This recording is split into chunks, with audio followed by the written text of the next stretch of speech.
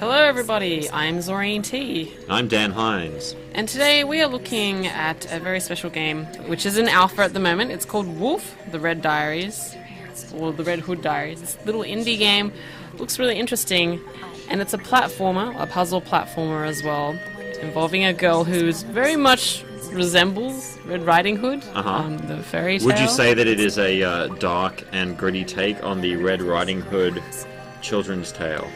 I would say so, but not. It has less to do with the tale, and it's more lifted the, I guess, the characters and the themes. So it's like arrow keys to. Oh, you've gone into the screen. This is sort of 2.5D. Yeah, so it's like you can move left and right, but you can also come forward. Back oh, that's and forward, interesting. Which is interesting. And jump is a separate key on its own. And she's also got this axe that she swings around. Okay. And there's two attacks. So there's the first one she does, and the second one, which kind of looks very similar to me. I'm sure that it serves more of a purpose. Okay. But let's move on. Where are you? You're in some sewers right now. So yes, this is the alpha build that I'm playing at the moment. So I think there are a lot of animations and stuff that I noticed were missing when I played it at the time.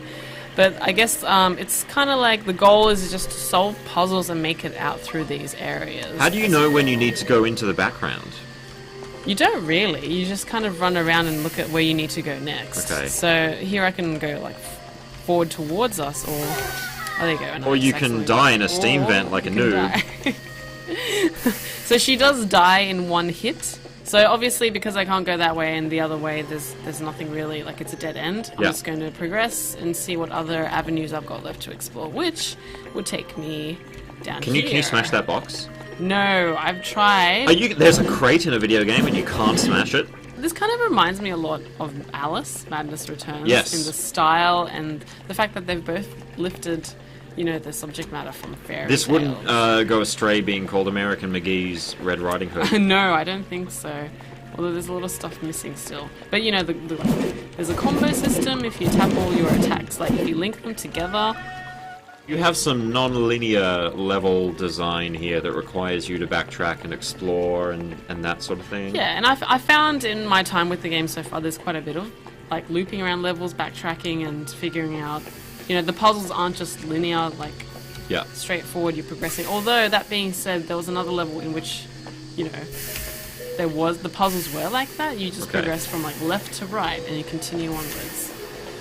But this one, not so much. So this look, we got moving platforms now. Yeah, so this will take a bit of tricky platforming. Whoa, what are you doing? What are you doing? I'm waiting for I'm waiting for the boxes to come. Oh, you have to go that way. All right. Yes, but they end after a certain point, in which you have to wait for the loops to start again. Typical box in a platforming game. I gotta say, it's very strange being able to come like forward as well as left and right. And when you're jumping, you can miscalculate the angle.